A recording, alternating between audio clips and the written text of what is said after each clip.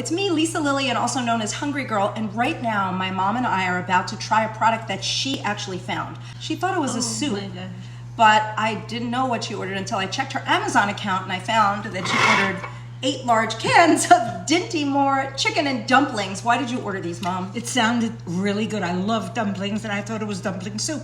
Lisa tells me it's not soup. Let's see if she's right. It's more of like the inside of a chicken pot pie. You like chicken pot pie.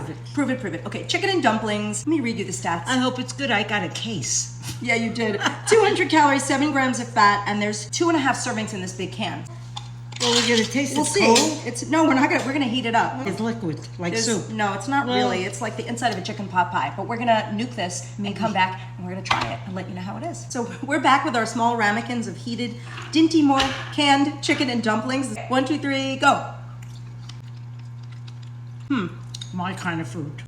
It's Right? delicious. I will eat every can in my house. I will take another piece.